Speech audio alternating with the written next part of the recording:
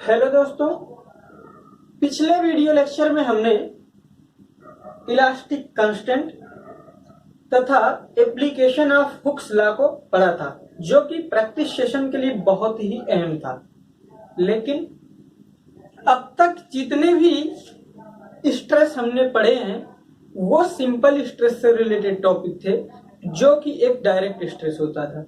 लेकिन आज का वीडियो सेशन बिल्कुल अलग होने वाला है। आज के वीडियो सेशन में हम बात करेंगे थर्मल स्ट्रेस, यानी कि ऐसा स्ट्रेस जो ड्यू टू टेम्परेचर की वजह से हो, जो कि ताप के परिवर्तन की वजह से होता है, वो थर्मल स्ट्रेस होता है। तो थर्मल स्ट्रेस की सबसे खास बात ये होती है कि थर्मल स्ट्रेस एक इनडायरेक्ट स्ट्रेस है।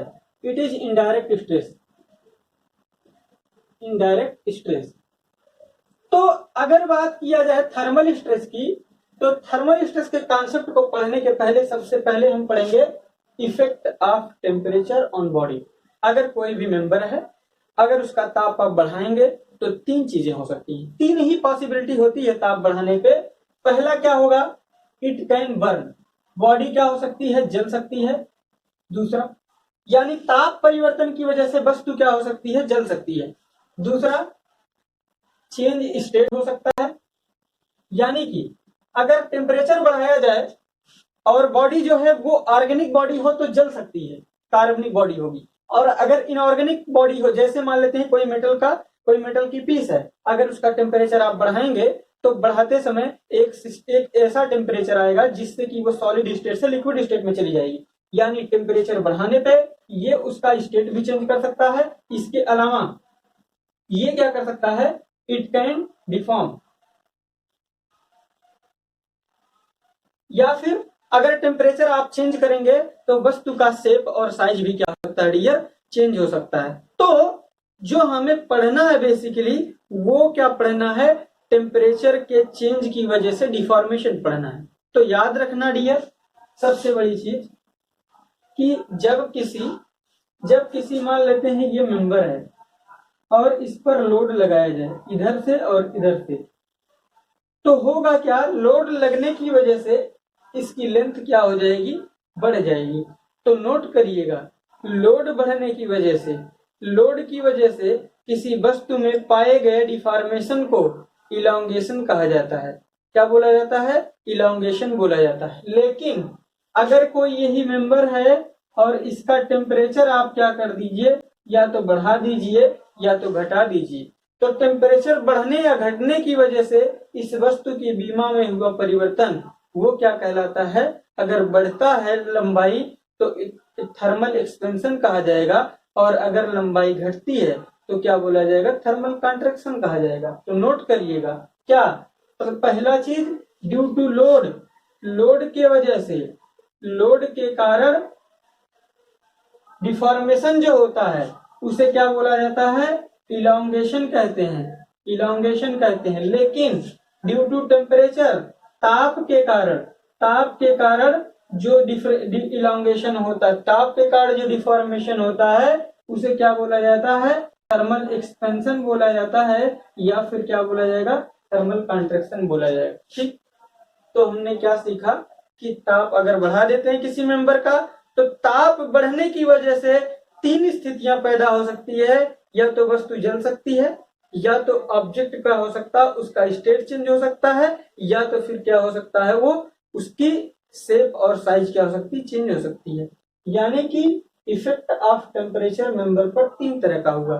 और ताप परिवर्तन की वजह से, टेम्परेचर चेंज होने की वजह से किसी मेंबर के पाया गया डिफॉर्मेशन जो होता है उसे क्या बोला जाता है? थर्मल एक्सपेंशन या फिर थर्मल कॉन्ट्रैक्शन बोला जाता है। ठीक, अब देखिए, अगर बात किया जाए थर्मल एक्सपेंशन की, तो थर्मल एक्सपेंशन जो होता है, थर्मल एक्सपेंशन की अगर बात किया जाए तो थर्मल एक्सपेंशन सॉलिड बॉडी में तीन प्रकार का होता है। अगर बात किया जाए थर्मल एक्सपेंशन की, थर्मल एक्सपेंशन की, तो बॉडी में सॉलिड बॉडी अगर है तो सॉलिड में तीन प्रकार का होता है। इन सॉलिड, अगर सॉलिड की बात किया जाए तो सॉलिड में तीन तरह का एक्सपेंशन होता है। पहला एक्सपेंशन होता है पहला होता है linear thermal expansion. Linear thermal expansion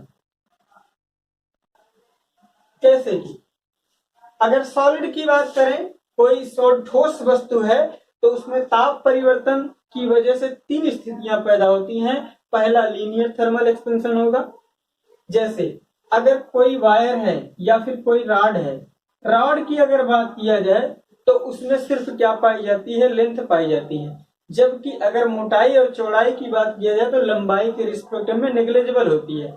यानी कि ऐसी कोई भी वस्तु जिसकी इनिशियल लेंथ क्या है, यल है, और अगर इसका टेम्परेचर आप क्या कर रहे हैं, चेंज कर रहे हैं, डेल्टा टी इसका क्या कर दिए, टेम्परेचर चेंज कर दिए, तो होता क्या है, टेम्परेचर चेंज होने की वजह से इस वस्तु की लंबाई बदल जाती है।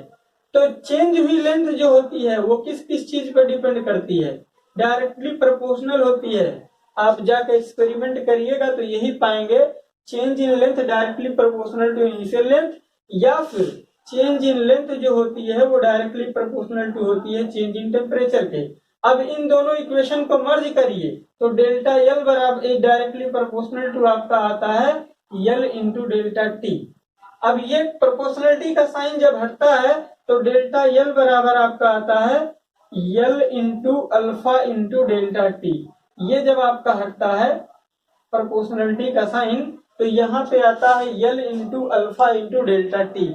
यल क्या है, इनिशियल लेंथ है, डेल्टा टी क्या है, चेंज इन टेम्परेचर है, और अल्फा जो यहाँ पे आया है इसे क्या बोला जाता है, linear coefficient of thermal expansion बोलते हैं। Linear coefficient of thermal expansion बोला जाता है, ठीक है ना। तो इसे बोलते हैं linear coefficient of thermal expansion. तो आपने क्या सीखा कि अगर कोई सॉलिड बॉडी है और अगर उसका टेम्परेचर बढ़ाया जाएगा तो जो थर्मल एक्सपेंशन होगा उसमें कौन सा पाया जाएगा, लीनियर थर्मल एक्सपेंशन पाया जाएगा। और linear thermal expansion delta L बराबर क्या आता है, L into alpha into delta T आता है, जहां यल क्या है, इनिशियल लेंथ है, डेल्टा टी क्या है, चेंज इन टेम्परेचर है, अल्फा क्या है, linear coefficient of thermal expansion है, डेल्टा एल क्या है, चेंज इन लेंथ है। अच्छा, आप एक बात बताइए, डेल्टा एल बराबर क्या, डेल्टा एल बाई एल को क्या लिखा जा सकता है, अल्फा इंटू डेल्टा टी कहा जाएगा, और change in length divide by original length को क्या बोला जाता है, स्ट्रेन बोला जाता है। यानी यहाँ जो स्ट्रेन है वो कौन सी स्ट्रेन है आपकी, वो टेम्परेचर वाली स्ट्रेन है। किस कौन सी स्ट्रेन है, थर्मल स्ट्रेन, या फिर इसी को क्या बोला जाएगा आपका, टेम्परेचर वाली स्ट्रेन है, ठीक। अच्छा, तो यहाँ पे थर्मल एक्सपेंशन से जो जेईई में क्वेश्चन बनते हैं, सबसे बड़ा क्वेश्चन जो बनता है वो ये बनता है कोफिशिएंट ऑफ थर्मल एक्सपेंशन पर। आपको याद क्या रखना है, स्टील का कोफिशिएंट ऑफ थर्मल एक्सपेंशन जो होता है वो 1.2 इंटू 10 टू दी पावर -5 पर डिग्री सेंटीग्रेड। अगर आपका पूछा जाए कि अल्फा कॉपर कितना होता है, तो अल्फा कॉपर की जो वैल्यू होती है वो होती है आपका 1.6 into 10 to the power 1.6 into 10 to the power -5 पर डिग्री सेंटीग्रेड। इसी तरह से अगर बात किया जाए अल्फा एल्युमिनियम की कितना होती है, तो वो 2.3 इंटू 10 टू दी पावर -5 पर डिग्री सेंटीग्रेड होती है, ठीक डियर। तो हमने क्या सीखा, यहाँ पे तीनों मटेरियल का थर्मल एक्सपेंशन कितना होता है। अगर पूछा जाए बढ़ते क्रम में लिखने को तो स्टील का कम होता है, कॉपर का उससे ज्यादा होता है, और एल्युमिनियम क्या क्या होता है, सबसे ज्यादा होता है, ठीक डियर। तो हमने ये सीखा कि किसी भी मेंबर में जिसमें सिर्फ लेंथ होती है, अगर टेम्परेचर बढ़ाया जाए तो थर्मल स्ट्रेन कितना हो सकती है, उसका formula alpha into delta T है। और जो जेईई में क्वेश्चन बनते हैं स्टील का, कॉपर का और एल्युमिनियम का थर्मल स्ट्रेन मतलब कोफिशिएंट ऑफ थर्मल एक्सपेंशन कितना होता है, ये सीखा, ठीक। अब देखिए, यानी हमने पढ़ा क्या कि अगर की थर्मल एक्सपेंशन की बात किया जाए तो सॉलिड में 3 प्रकार का थर्मल एक्सपेंशन होता है। पहला लीनियर थर्मल एक्सपेंशन होता है जिसे हमने पढ़ लिया। अब दूसरा जो थर्मल एक्सपेंशन होता है वो एरियल होता है, एरियल फिर, या इसी को सरफेसियल बोला जाता है। क्या बोला जाता है, सरफेसियल थर्मल एक्सपेंशन बोला जाएगा। यानी कि अगर कोई भी वस्तु जिसमें क्या हो, एरिया हो, जैसे कोई मेटल की शीट है जिसमें सिर्फ क्या हो, एरिया हो, सिर्फ एरिया हो, मोटाई क्या हो, निग्लिजिबल हो। अगर कोई एरिया है जैसे यही है, अगर इसका इनिशियल एरिया मान लेते हैं कितना है, ए है, और इसका टेम्परेचर डेल्टा टी चेंज कर दिया जाए तो इसका एरिया कितना चेंज हो जाएगा, तो डेल्टा ए बराबर उसी तरह से डिराइव होता है, डेल्टा ए बराबर A into beta into delta T होता है, जहां बीटा क्या है, सरफेसियल कोफिशिएंट ऑफ थर्मल, क्या है, सरफेसियल कोफिशिएंट ऑफ थर्मल एक्सपेंशन है।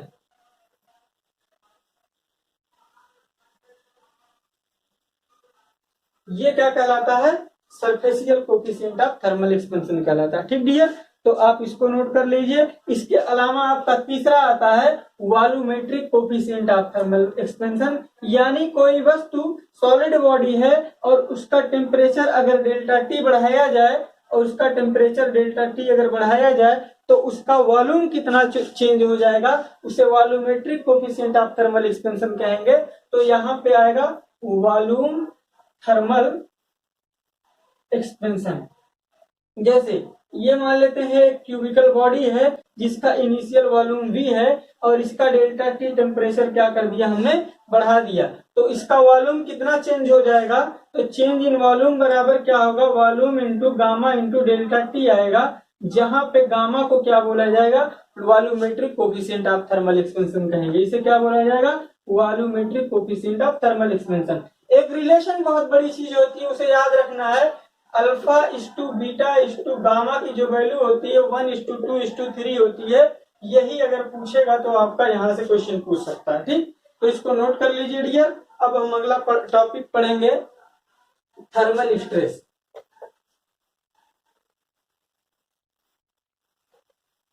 हमने ये सीखा कि अगर किसी भी मेंबर का टेम्परेचर आप बढ़ाते हैं तो होता क्या है कि उसमें एक्सपेंशन या कॉन्ट्रैक्शन, एक्सपेंशन पाया जाता है।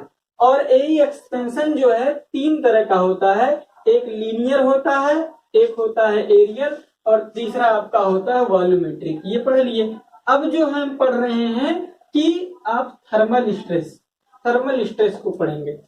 जैसे कि आपने सीखा क्या कि अगर किसी मेंबर का, अगर कोई मेंबर है जैसे यही है, आप इसका टेम्परेचर अगर बढ़ाते हैं, इनिशियल लेंथ इसकी यल रखी जाए, इनिशियल लेंथ यल रखी जाए और इसका टेम्परेचर डेल्टा टी आप चेंज कर देते हैं, तो इसकी चेंज इन लेंथ बराबर क्या था, यल into alpha into delta T आया, और डेल्टा यल बाई यल को क्या बोला आपने, थर्मल स्ट्रेन बोला, जिसे अल्फा इंटू डेल्टा टी के बराबर रखा।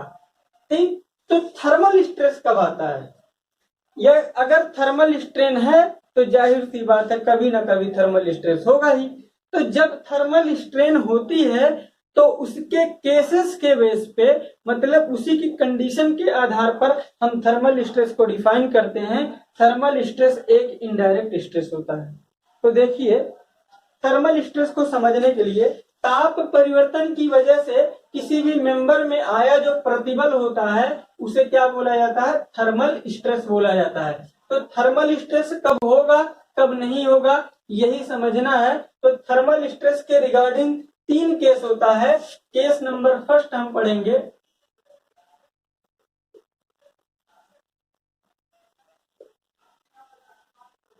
When body free to expand और कॉन्ट्रैक्ट, अगर कोई बॉडी फैलने या सिकुड़ने के लिए स्वतंत्र हो तो उस दशा में, जैसे यहां पे एक वस्तु है जिसकी इनिशियल लेंथ क्या है, यल है, इसका दोनों सिरा क्या है, फ्री है, और यहीं पे बात करें एक मेंबर है जिसका एक सिरा फिक्स है और दूसरा सिरा क्या है, फ्री है। अगर इन दोनों की इनिशियल लेंथ क्या है, यल है, और ये जो है दोनों एक ही पदार्थ के बने हैं, और टेम्परेचर अगर इनका जो है डेल्टा टी बढ़ा दिया जाए तो होगा क्या, टेम्परेचर बढ़ने की वजह से अगर इस पदार्थ का coefficient of thermal expansion alpha हो तो होगा क्या, इसकी लेंथ जो है, इसकी लेंथ हल्का सा क्या हो जाएगी डियर, ये बढ़ जाएगी। ठीक इसी तरह से इसकी लेंथ भी क्या हो जाएगी डियर, हल्का सा आपका बढ़ जाएगी। तो अगर इनिशियल लेंथ यल है और फाइनल लेंथ की बात पूछा जाए तो यल प्लस डेल्टा यल हो गई, क्या हो गई, यल प्लस डेल्टा यल। और डेल्टा यल की वैल्यू अगर पूछा जाए तो डेल्टा यल बराबर क्या आएगा, यल into alpha into delta T आएगा। और डेल्टा यल बाई यल को क्या बोला जाता है, थर्मल स्ट्रेन बोला जाता है, और इसकी value alpha into delta T के बराबर होगी। यानी कि जब मेंबर फ्री टू डिफॉर्म हो, यानी मेंबर फैलने या सिकुड़ने को स्वतंत्र हो, तो थर्मल स्ट्रेन कितना आएगा, अल्फा इंटू डेल्टा टी आएगा। यानी जिस मटेरियल का थर्मल एक्सपेंशन कोफिशिएंट ज्यादा होगा वो ज्यादा उसमें स्ट्रेन होगा, या फिर टेम्परेचर जितना ज्यादा चेंज करेंगे उतना ही ज्यादा क्या आएगा, आपका थर्मल स्ट्रेन आएगा। लेकिन अगर बात किया जाए, अगर कोई मेंबर यहाँ पे फ्री टू एक्सपेंड हो या कॉन्ट्रैक्ट हो, जैसे कि एक छड़ है, इस छड़ का टेम्परेचर आप बढ़ाएंगे और छड़ जो है फैलने को स्वतंत्र हो, फैलने को स्वतंत्र हो, तो टेम्परेचर बढ़ाने की वजह से उसमें केवल स्ट्रेन आएगा, स्ट्रेस क्या होगा, जीरो होगा। क्योंकि आप खुद ही एहसास करिए, गर्मी के दिन में अगर आप इन्वायरमेंट का टेम्परेचर बढ़ जाता है और अपने शरीर को आप क्या करना चाहते हैं, ऐसे फैलाना चाहते हैं, तो क्या आप टेम्परेचर बढ़ने की वजह से जब बॉडी फैलाते हैं तो आपको दर्द होता है, नहीं होता है। ठीक उसी तरह से आप कोई भी मेंबर ले लीजिए, उसका टेम्परेचर अगर बढ़ा रहे हैं और बढ़ने में कोई तकलीफ नहीं आ रही, यानी वो खुद क्या है, फैलने को स्वतंत्र है, तो उसमें थर्मल स्ट्रेस क्या होगा, जीरो होगा। तो विशेष चीज याद रखना है, यहाँ थर्मल स्ट्रेस क्या होता है, जीरो होता है। यानी कि जब मेंबर फ्री टू डिफॉर्म होगा तो उसमें थर्मल स्ट्रेस का क्या होगा, आपका जीरो होगा। इसी तरह से केस फर्स्ट हमने पढ़ा, अब केस सेकंड पढ़ेंगे, व्हेन बॉडी, केस सेकंड पढ़ेंगे, when both end of body, when both end of body is fixed. अगर दोनों एंड क्या है, फिक्स्ड है, या फिर कह सकते हो प्रिवेंटेड है, रक्षित है। ठीक, तो जैसे कि जैसे मान लेते हैं यहाँ पर एक प्रिज्मेटिक मेंबर था जिसकी इनिशियल लेंथ क्या है, इसकी इनिशियल लेंथ यल है और इसका coefficient of thermal expansion alpha है, और इसका टेम्परेचर हम क्या कर रहे हैं डियर, बढ़ा रहे हैं। अगर टेम्परेचर डेल्टा टी इसका हम बढ़ाएंगे और दोनों सिरा इसका क्या है, फिक्स है। एक केस मानिए, अगर ये और ये इंड फिक्स ना होते तो जाहिर सी बात है कि ये मेंबर दोनों तरफ इधर भी हल्का सा और इधर भी हल्का सा क्या हो जाता है, ये हल्का हल्का सा फैल जाता।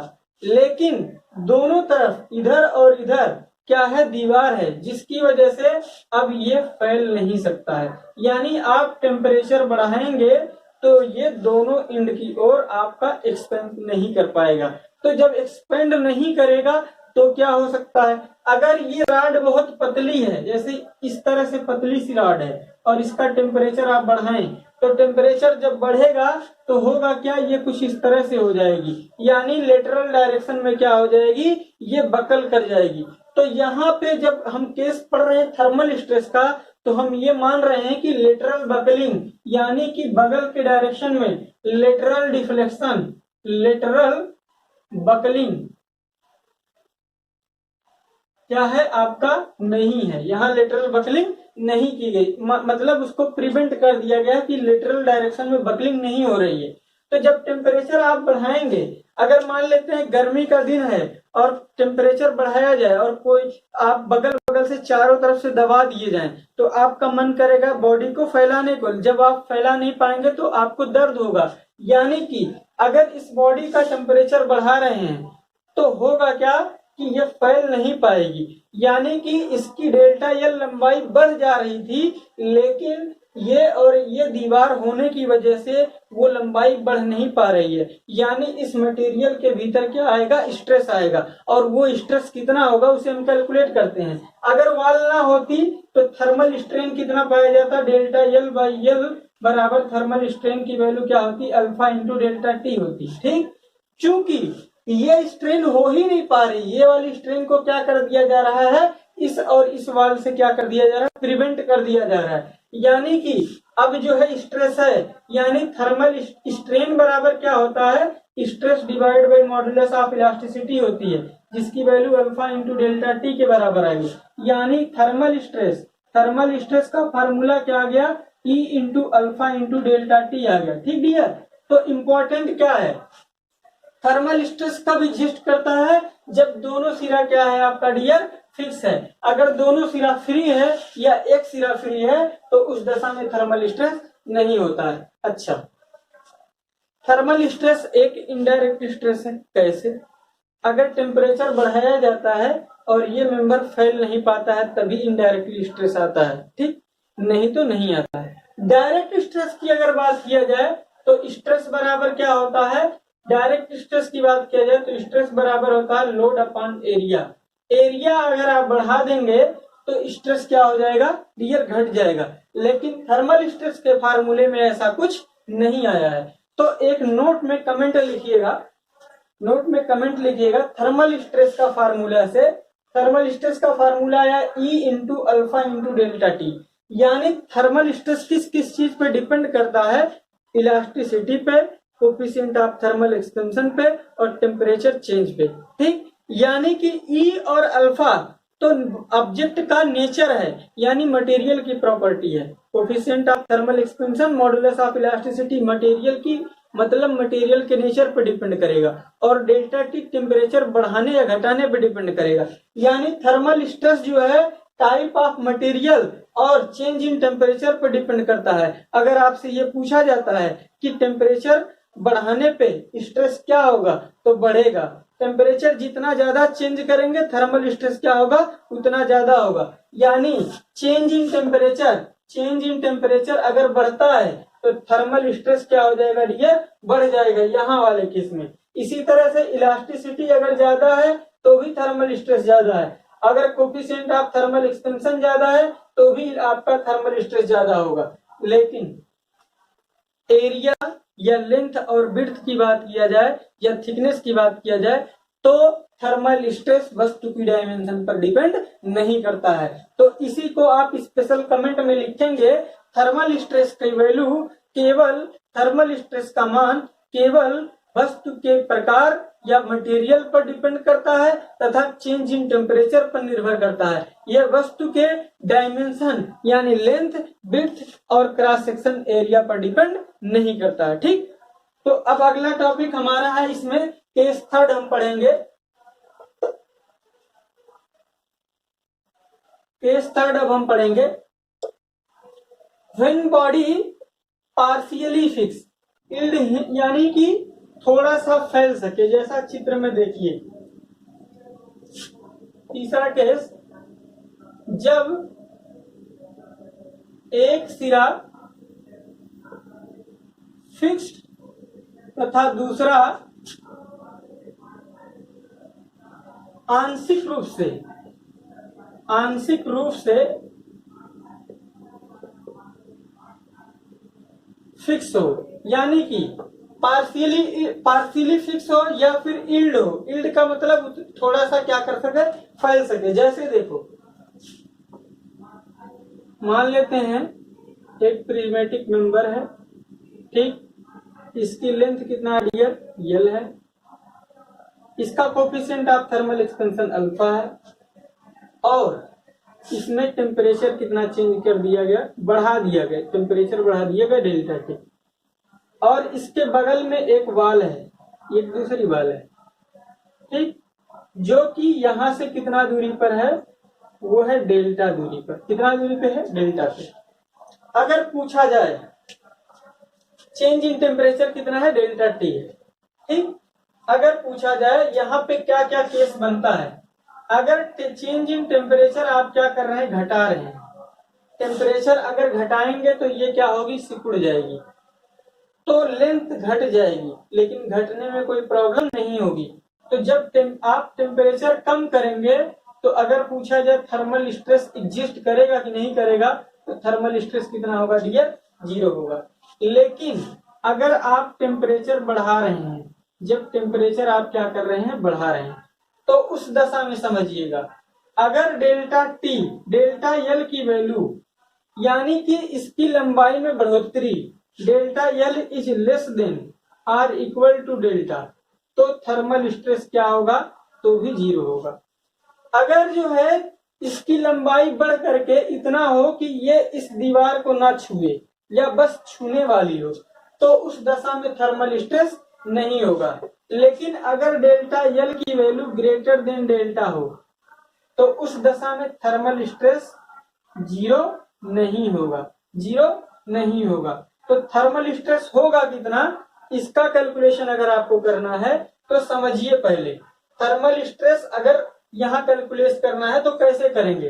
एक बात बताइए, यहाँ पे अगर पूछा जाए डेल्टा एल की वैल्यू कितना होगी, तो डेल्टा एल बराबर क्या होगा, L into alpha into delta T आएगा, ठीक।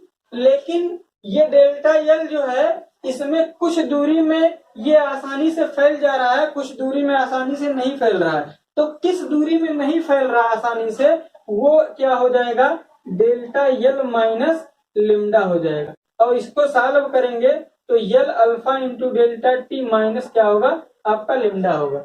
अगर दोनों के नीचे एल से डिवाइड कर दिया जाए तो ये क्या दे देता है, स्ट्रेन दे देता है। और स्ट्रेन बराबर क्या होता है, L alpha into delta T divide by L alpha into delta T minus delta divide by L, ये स्ट्रेन है। और स्ट्रेन बराबर क्या होता है, स्ट्रेस इंटू क्या होता है, मॉडुलस ऑफ इलास्टिसिटी होता है। तो ये यहाँ इलास्टिसिटी यहाँ कर दिए, या तो फिर क्या कर सकते हैं, ई को यहाँ कर सकते हैं। तो यानी थर्मल स्ट्रेस का जो फार्मूला होगा, जब पार्शियली फिक्स हो या एक सिरा जो हो इल्डेड हो, तो उस दशा में आप थर्मल स्ट्रेस का कैलकुलेशन कैसे करते हैं, वो यहाँ पे व्हाइट बोर्ड पे हमने लिख दिया है। तो इसको क्या करिए डियर, आप नोट कर लीजिए। अब हम बात करेंगे एक स्पेशल केस की, जैसा कि आपको यहाँ पे दिख रहा है कि एक रॉड है जिसकी इनिशियल लेंथ एल है। इस रॉड का मॉड्यूलस ऑफ इलास्टिसिटी ई है, coefficient of thermal expansion alpha है। इसका एक सिरा फिक्स है, लेकिन दूसरा सिरा जो वी वाला है वो एक स्प्रिंग जिसका फोर्स कांस्टेंट के है के द्वारा सी से जुड़ा हुआ है, ठीक। अगर ये स्प्रिंग ना होती डियर, तो जब हम टेम्परेचर इसका डेल्टा टी बढ़ाते तो इसकी लेंथ क्या हो जाती, डेल्टा एल बढ़ जाती। और डेल्टा एल बराबर क्या होता, डेल्टा एल बराबर L into alpha into delta T होता। ये कब, जब ये स्प्रिंग ना होती। लेकिन जब स्प्रिंग को हम जोड़ देंगे तो होगा क्या कि ये पूरी तरह से फैल नहीं पाएगी। क्यों, क्योंकि इधर से स्प्रिंग लगी है और थोड़ा सा ये बढ़ेगी। मान लेते हैं यक्स दूरी बढ़ी तो ये स्प्रिंग यक्स दूरी क्या हो जाएगी, घट जाएगी, ठीक। तो अगर पूछा जाए कि कितनी लंबाई बढ़ गई है ये बॉडी, तो इसकी लंबाई बढ़ गई है, मान लेते हैं। बढ़ने में इसमें कोई स्ट्रेस नहीं आएगा, लेकिन जो रिजर्व रह जाएगा, कितना रिजर्व रह जाएगा, वो रह जाएगा डेल्टा एल माइनस यक्स। ये दूरी आपका फैल नहीं पाई है, इसकी वजह से इस दूरी के लिए क्या पैदा हो जाएगा, स्ट्रेस हो जाएगा। और इसको अगर निकालना हो तो आप क्या करेंगे, यल into alpha into delta T हो जाएगा। यक्स क्या हो जाएगा, इसके द्वारा चली गई बढ़ी हुई दूरी, और यक्स क्या होगा, या स्प्रिंग के द्वारा क्या है, घटी गई दूरी। यानी स्प्रिंग कितना घट गई है, यक्स दूरी तक घट गई है। और स्प्रिंग में क्या होता है, आपने पढ़ा है यक बराबर के इंटू यक्स होता है। तो यक्स बराबर क्या हो जाएगा, यक बाई के हो जाएगा। यानी कि आप यहाँ पे लिख सकते हैं यल into alpha into delta T minus F by के। ये वो दूरी है जिसमें वो बढ़ नहीं पा रहा है, तो इसी दूरी, ये जो दूरी है ये डेल्टा यल माइनस यक्स, इसी की वजह से स्ट्रेस आएगा। अब पूछा जाए ये दूरी बराबर क्या लिखा जा सकता है, तो इसे लिखा जा सकता है, आप लिख सकते हैं, ये लिखा जा सकता है, ये डेल्टा एल है और डेल्टा एल बराबर क्या होता है, stress by modulus of elasticity into initial length होता है। तो आपको अगर थर्मल स्ट्रेस की गणना इसके लिए करना है तो थर्मल स्ट्रेस का फार्मूला आ जाएगा L into alpha into delta T minus F by के और डिवाइडेड बाई क्या लिख सकते हैं, E लिख सकते हैं। ठीक, ये आपका क्या आ जाएगा डियर, थर्मल स्ट्रेस का फार्मूला आ जाएगा। ठीक, तो इसको यहाँ पर क्या करेंगे आप नोट कर लेंगे। अब अगला टॉपिक हमारा जो स्टार्ट होगा वो होगा कंपोजिट बार से। किससे होगा, कंपोजिट बार। तो देखिए कंपोजिट बार किसे कहते हैं। कंपोजिट बार का मतलब होता है ऐसा कोई भी मेंबर जो दो या दो से अधिक पदार्थ से मिलकर के बना हो। कंपोजिट बार का मतलब क्या हो कि ऐसा कोई भी मेंबर जो दो या दो से अधिक चीज से मिलकर बना हो।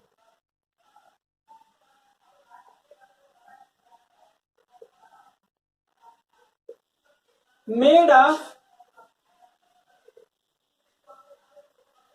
To or more different material. अगर कोई चीज दो या दो से अधिक पदार्थ से मिलकर के बनी हो तो उसे कंपोजिट बार बोला जाएगा। अब कंपोजिट बार जो होती है वो उसके दो केस होते हैं। पहला केस होता है पैरेलल, पहला है सीरीज कॉम्बिनेशन। सीरीज कॉम्बिनेशन मतलब कि देखिए जैसे यहां पे मान लेते हैं एक स्टील है और दूसरा क्या है, कॉपर है, जो कि चित्रानुसार क्या है, जुड़े हुए हैं। ये स्टील है आपका, ये कॉपर है। इसकी लेंथ जो है L1 है, इसकी लेंथ क्या है, L2 है। इसका coefficient of thermal expansion alpha S है, इसका अल्फा C है। इसका मॉडुलस ऑफ इलास्टिसिटी ES है, इसकी क्या है, EC है। ठीक, जब टेम्परेचर डेल्टा T बढ़ाया जाएगा, जब टेम्परेचर डेल्टा T क्या किया जाएगा, बढ़ाया जाएगा, तो एक केस यहाँ पे पैदा हो। जितना ये वाली इसको धक्का देगी उतना ही ये वाली क्या करेगी, इसको धक्का देगी। ठीक है ना। तो यहाँ पे याद करने वाली क्या चीज है कि सीरीज कॉम्बिनेशन में इसके द्वारा इस पर लगाया गया फोर्स और इसके द्वारा इस पर लगाया गया फोर्स दोनों क्या होगा, बराबर होगा। यानी कि PS बराबर क्या होगा, आपका PC होगा। ठीक, इसी तरह से चूंकि ये दोनों बार फैल नहीं पा रही हैं, ये दोनों बार फैल नहीं पा रही है जैसा कि केस में दिख रहा है, तो अगर ये इधर और इधर आपका फिक्स एंड ना होता तो उस दशा में क्या कितना बढ़ोतरी होती, वो होती alpha into delta T, alpha into delta T into ये होता है L1, ये होता है L1।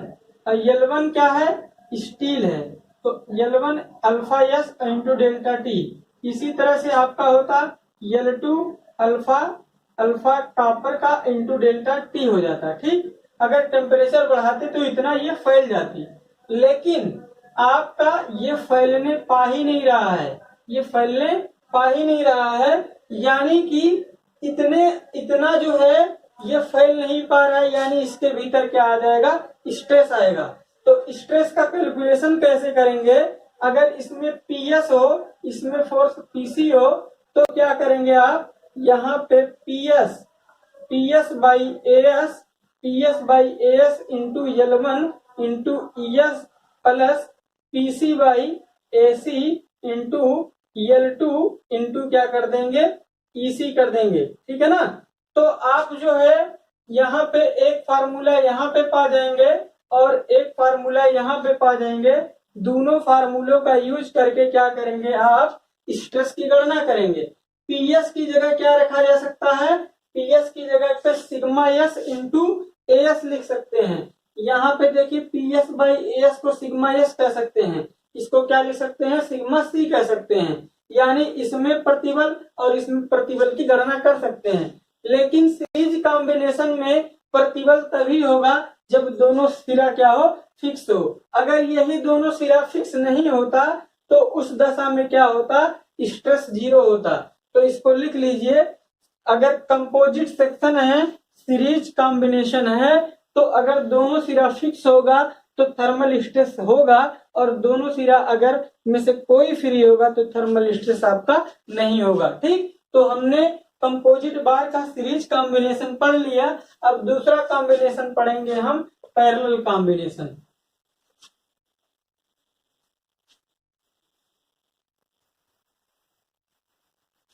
पैरेलल कॉम्बिनेशन का मतलब क्या होता है कि अगर कोई भी बॉडी, पैरेलल कॉम्बिनेशन,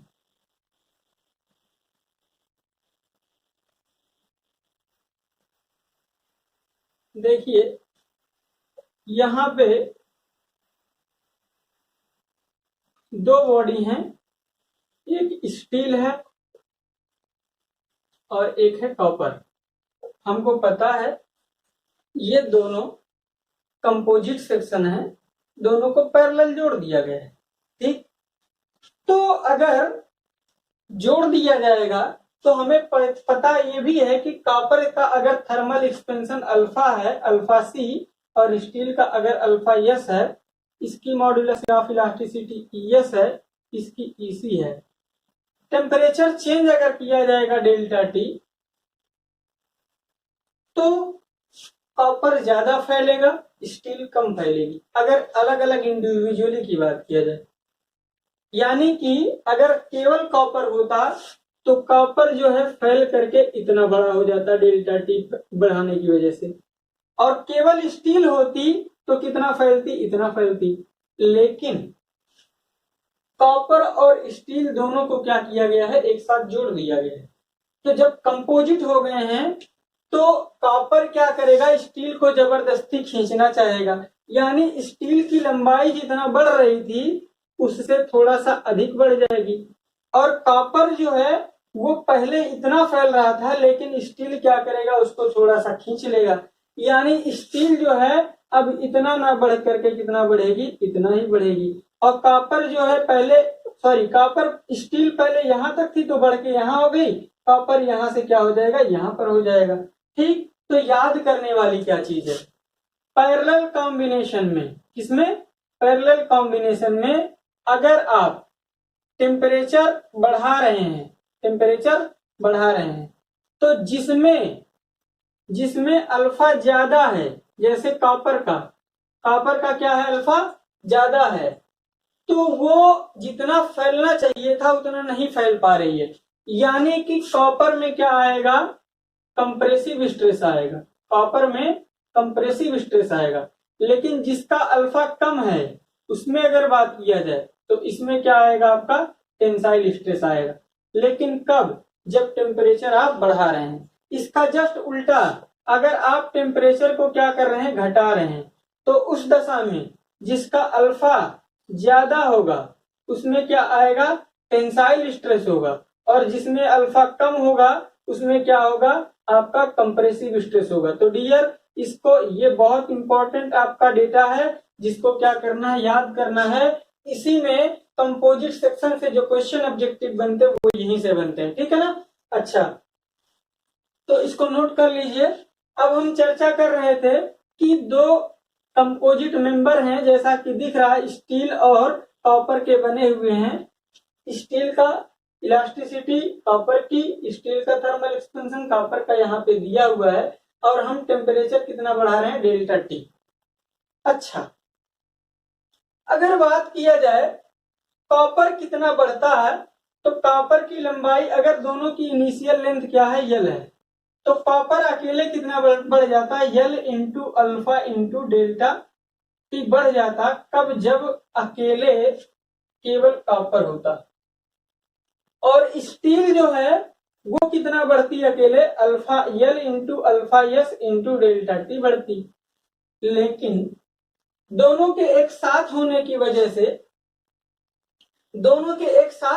वजह से कॉपर जो है वो थोड़ा सा कम फैल रहा है, और स्टील वो क्या हो रही, थोड़ा सा ज्यादा बढ़ रही है, और दोनों मिला करके क्या हो रहे हैं, सेम फैल रहे हैं। यानी स्टील की लंबाई में थोड़ा सा बढ़ोतरी हो रही है, और कॉपर की लंबाई में थोड़ा सा क्या हो रही है, कमी हो रही है। स्टील जितना कॉपर को खींच रहा है उतना कॉपर स्टील को खींच रही है, यानी दोनों में बल क्या है, बराबर है। अगर स्टील का एरिया एएस है और कॉपर का एरिया AC है और दोनों में पूछा जाए कि जो फोर्स पैदा हुआ PS और PC में रिलेशन क्या है, तो दोनों आपस में क्या है डियर, बराबर है। यानी कि स्टील की लंबाई जबरदस्ती बढ़ाई जा रही है, इतना टेम्परेचर की वजह से बढ़ रही है और थोड़ा सा बढ़ जाएगी एक्स्ट्रा किसकी वजह से, PS की वजह से। तो बल की वजह से जो बढ़ोतरी होती है उसे बल इंटू लंबाई और डिवाइड बाई एरिया इंटू क्या बोला जाएगा, मॉडुलस ऑफ इलास्टिसिटी बोला जाएगा। और बल की वजह से ये लंबाई थोड़ा सा कम बढ़ हो रही है कॉपर में, कितना कम हो रही है, वो हो रही PC into L divide by AC into क्या हो जाएगा आपका EC हो जाएगा। EC क्या है, modulus of elasticity of copper. तो आपके पास एक फार्मूला यहाँ है और एक फार्मूला ये है, दोनों फार्मूले का एप्लीकेशन करके आप थर्मल स्ट्रेस किसमें कितना होगा इसकी गणना कर सकते हैं। ठीक, नेक्स्ट टॉपिक में हम बात करने वाले हैं नट बोल्ट असेंबली।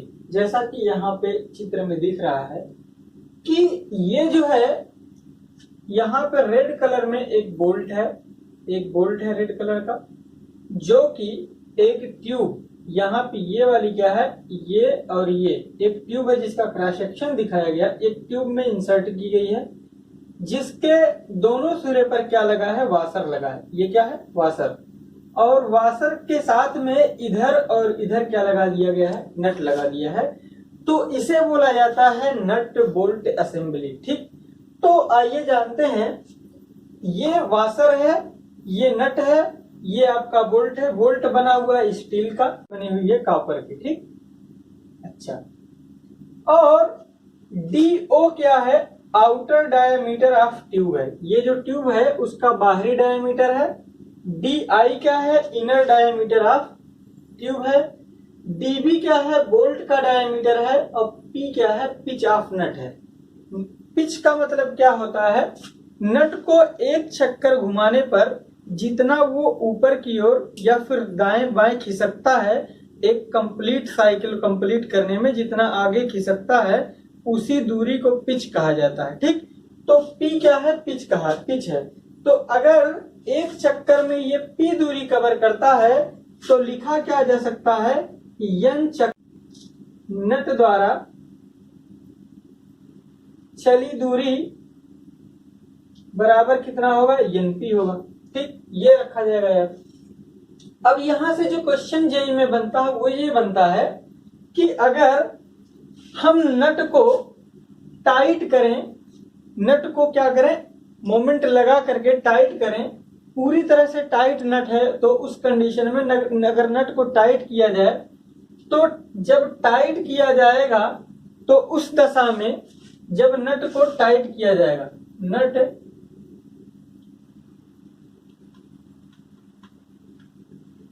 तो उस दशा में अगर पूछा जाए तो बोल्ट में टेंशन होगा, जबकि अगर ट्यूब में पूछा जाए तो ट्यूब में क्या होगा डियर, यहाँ पे कंप्रेशन होगा। क्या होगा, कंप्रेशन होगा। इसका जस्ट उल्टा, अगर नट बोल्ट पूरी तरह से टाइट है और हम हथौड़े को लेकर के बोल्ट पर एक्सियली ठोकें, मतलब कि नट बोल्ट पूरी तरह से टाइट है और ऊपर ले जा करके हथौड़ी से ठोकें, तो जब एक्सियल फोर्स आएगा बोल्ट पर, जब बोल्ट पर एक्सियल कंप्रेसिव फोर्स आएगा, कंप्रेसिव लोड, तो नट बोल्ट और ट्यूब, तो बोल्ट एंड ट्यूब बोथ किस में होंगे, आर इन कंप्रेशन। ये किस में होंगे डियर, ये बोथ आर इन कंप्रेशन। ये नोट कर लेना है, ये बहुत ही इंपॉर्टेंट डाटा है। एक ऑब्जेक्टिव क्वेश्चन यहां से बनता है जब नट टाइट किया जाता है, और दूसरा जब बोल्ट पर एक्सियल कंप्रेसिव लोड आता है तो बोल्ट और ट्यूब में क्या होता है डियर, दोनों में कंप्रेशन होता है। ठीक, ये याद रखना है।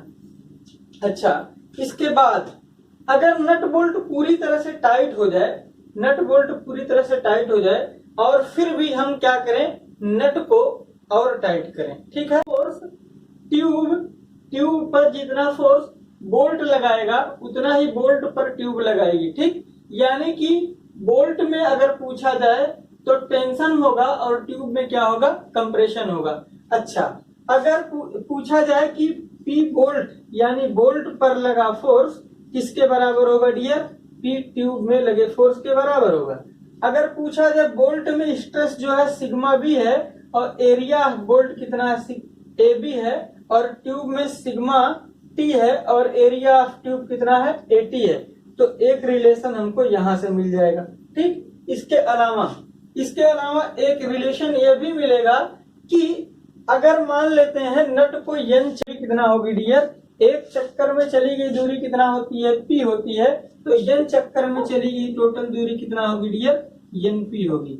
अच्छा, ये दूरी कैसे मिलेगी, या तो नट की लंबाई क्या होगी, थोड़ा सा जबरदस्ती टाइट करेंगे तो नट की लंबाई बढ़ेगी और ट्यूब की लंबाई क्या होगी, घटेगी।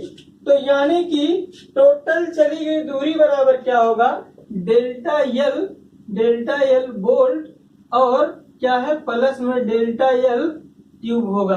ठीक, ये रिलेशन लगाएंगे। या फिर कह सकते हैं एनपी बराबर आपका डेल्टा एल बराबर होता है पीएल या पीएल बाई ए या सिग्मा